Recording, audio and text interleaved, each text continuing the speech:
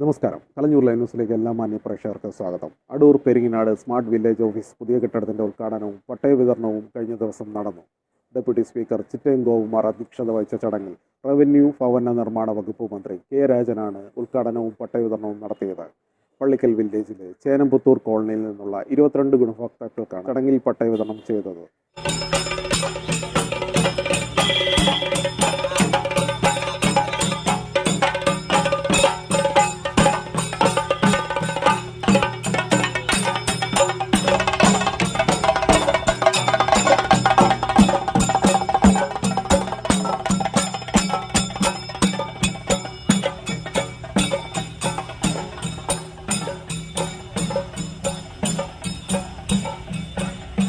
കടന്നിരുന്ന് ഈ പരിപാടിയോട് സഹകരിക്കണമെന്ന് അഭ്യർത്ഥിക്കുകയാണ്.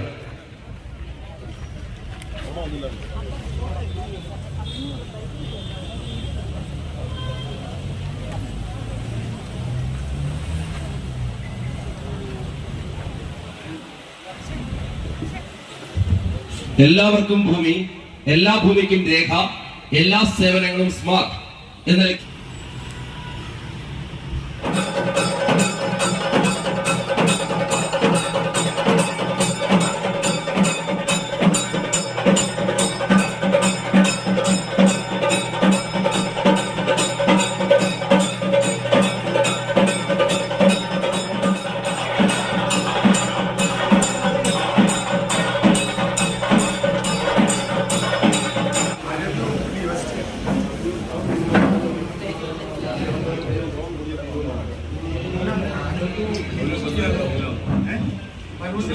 നാളത്തെ ജനങ്ങളുടെ ആഗ്രഹവും അഭിലാഷവുമാണ് ഇന്നിവിടെ സാധ്യമായിരിക്കുന്നത്.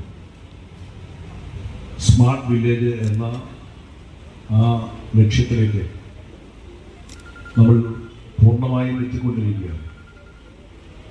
ഇടതുപക്ഷ ജനാധിപത്യ മുന്നണി കൊണ്ട് അധികാരത്തിൽ വന്നതിന് ശേഷം അടൂർ മണ്ഡലത്തിലെ എല്ലാ വില്ലേജ് ഓഫീസുകളും ഇപ്പോൾ സ്മാർട്ടായി മാറിയിരിക്കുകയാണ്. ഇനിയിപ്പോൾ നമുക്ക് സ്മാർട്ടാകാനുള്ളത് 3-4 വില്ലേജുകളാണ്. അങ്ങാടിക്കൽ വടക്കും,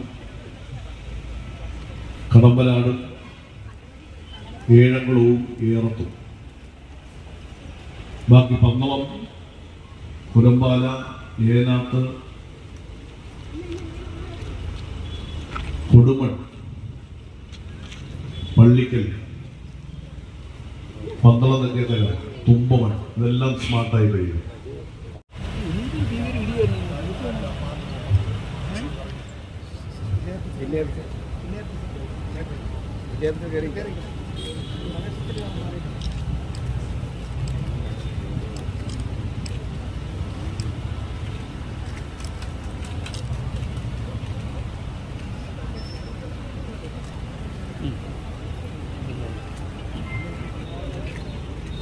ഇതോടൊപ്പം നമ്മൾ ദീർഘനാളായി പള്ളിക്കൽ പഞ്ചായത്തിലെ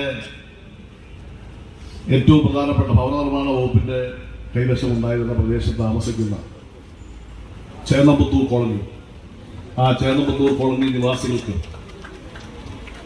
പട്ടയം ലഭ്യമാക്കണമെന്ന ആവശ്യം ഞാൻ MLA ആയ കാലം മുതൽ ആവശ്യപ്പെട്ടുകൊണ്ടിരിക്കുന്നതാണ്. നിരവധി പ്രാവശ്യം ഞാൻ അവിടെ പോയി പഞ്ചായത്ത് പ്രസിഡന്റിന്റെ നേതൃത്വത്തിൽ യോഗം ചേർന്നു, പഞ്ചായത്ത് മെമ്പറുടെ നേതൃത്വത്തിൽ യോഗം ചേർന്നു, നിരവധി തവണ സ്ഥലം സന്ദർശിച്ചു.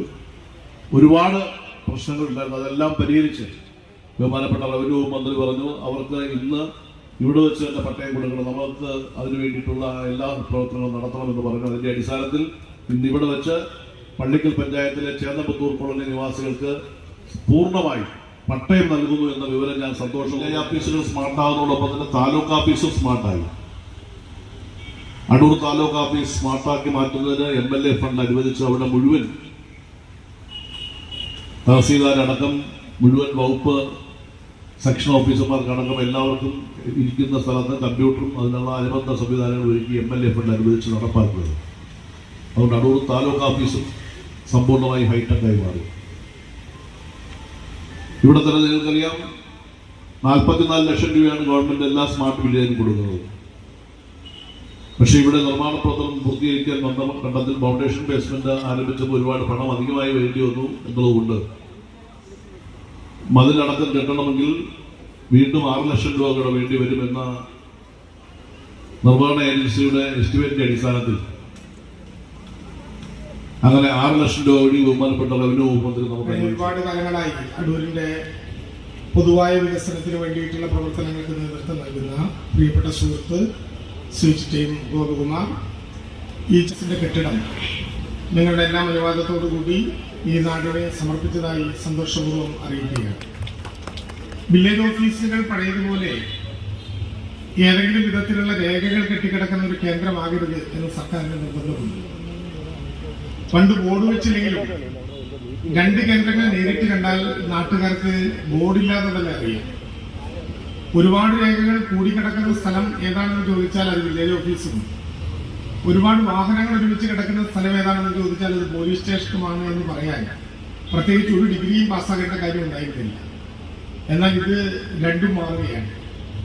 സാധാരണ നിലയിൽ കാണുന്ന വില്ലേജ് ഓഫീസുകളിൽ നിന്ന് എത്രയോ വിഭിന്നമായി നമ്മുടെ വില്ലേജ് ഓഫീസുകൾ കേരളത്തിലെ 1666 നിലവിലുള്ള വില്ലേജ് ഓഫീസുകൾ, അതിനെ നിയന്ത്രിക്കുന്ന 78 താലൂക്ക് ഓഫീസുകൾ, 27 RDO ഓഫീസുകൾ, 14 കളക്ടറേറ്റുകൾ, സംസ്ഥാന സർക്കാരിന്റെ ഭാഗമായിട്ടുള്ള ലാൻഡ് റവന്യൂ കമ്മീഷണറേറ്റും സെക്രട്ടേറിയറ്റും, താഴെ മുതൽ മുകൾ വരെ എല്ലാ തരത്തിലും ഏകഘടനയോടെ ഈ ഓഫീസുകളായി മാറുന്ന അത്ഭുതകരമായിട്ടുള്ള ഡിജിറ്റലൈസേഷന് റവന്യൂ വകുപ്പ് നേതൃത്വം നൽകുകയാണ്. സാധാരണ നിലയിൽ റവന്യൂ വകുപ്പ് ആ വകുപ്പിന്റെ മാത്രം സേവനങ്ങൾ നടത്തേണ്ട ഒരു കേന്ദ്രമല്ല. റവന്യൂ വകുപ്പിന് തന്നെ ഭൂമിയും ഭൂമിയുടെ രേഖയുമായി ബന്ധപ്പെട്ട ധാരാളം പ്രശ്നങ്ങൾ കൈകാര്യം ചെയ്യാനുണ്ട്. എന്നാൽ റവന്യൂ വകുപ്പ് ഒരു സേവന വകുപ്പാണ് എന്നുള്ളതുകൊണ്ട് റവന്യൂ വകുപ്പിനെ ആശ്രയിച്ചു കൊടുക്കേണ്ട രേഖകൾ കൂടി കൊടുക്കേണ്ട ഒരു കേന്ദ്രമാണ് റവന്യൂ വകുപ്പ് എന്നുള്ളതുകൊണ്ട് സാധാരണ നിലയിൽ ധാരാളമായിട്ടുള്ള ജോലിഭാരം റവന്യൂ വകുപ്പ് ഉദ്യോഗസ്ഥന്മാരുടെ കൈകളിലുണ്ടാകും. അത് ഒഴിവാക്കാനും ഏതെങ്കിലും വിധത്തിൽ മാനസിക സമ്മർദ്ദമില്ലാതെ അപേക്ഷകർക്കും ഓഫീസർമാർക്കും ഒരുമിച്ച് കാണാൻ കഴിയുന്ന വിധത്തിൽ വില്ലേജ് ഓഫീസുകളെ ആവശ്യമായ സൗകര്യങ്ങളോടെ പുതുക്കി പണിയണം എന്ന് കണ്ടുകൊണ്ടാണ് കേരളത്തിലെ ഗവൺമെന്റ് എല്ലാ റവന്യൂ കേന്ദ്രങ്ങളെയും സർക്കാരിൻ്റെതായി ഉയർന്ന നിലവാരത്തിൽ അത് വിപുലമായിട്ടുള്ള സ്മാർട്ട് ഓഫീസുകളായി മാറ്റണം. അതുപോലെ തന്നെ റവന്യൂ അസംബ്ലിക്കകത്ത് അദ്ദേഹം എഴുതി തരുന്ന കത്തുകളിൽ കടമ്പനാട് പള്ളിക്കൽ വില്ലേജുകളിലെ ഹൗസിംഗ് ബോർഡിന്റെ ഭാഗമായിട്ടുള്ള Rajiv Gandhi residential colony, Chenampathur colony, ഈ 2 കോളനികളിലെയും ആളുകൾക്ക് പട്ടയം കൊടുക്കണം എന്ന ആവശ്യം ഉന്നയിച്ചു വരികയാണ്. കേരളത്തിലിപ്പോ ഓരോ വില്ലേജുകളെയും കേന്ദ്രീകരിച്ചുകൊണ്ട് രാഷ്ട്രീയ പാർട്ടിയുടെ പ്രതിനിധികൾക്കുൾപ്പെടെ ഇടപെടാൻ കഴിയുന്ന വിധത്തിൽ വില്ലേജ് തല ജനകീയ സമിതികൾ രൂപവൽക്കരിച്ചിട്ടുണ്ട്.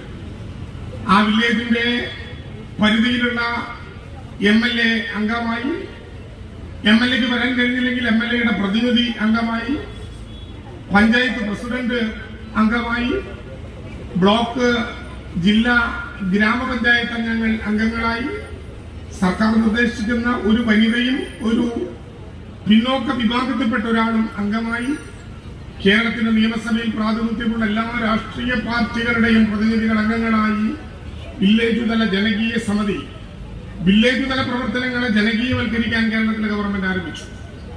ആ വില്ലേജ് തല ജനകീയ സമിതി ഇനി പട്ടയ വിതരണത്തിന്റെ വിവരശേഖരണ സമിതി കൂടിയായി നിർദ്ദേശിക്കപ്പെട്ടു.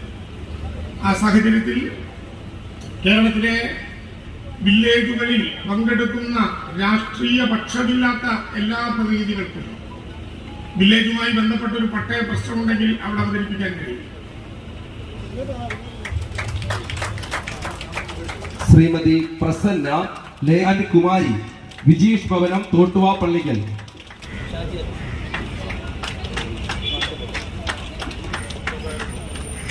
ഷാജി അരു. ഇതുപോലെ തന്നെ നമ്മുടെ സ്വാഗതം അർപ്പിച്ച നമ്മുടെ ജില്ലാ കളക്ടർ. നേരറിവിന്റെ വാർത്തകളും വിശേഷങ്ങളുമായി കലഞ്ഞൂർ ലൈവ് ന്യൂസ് ജനഹൃദയങ്ങളിലേക്ക്.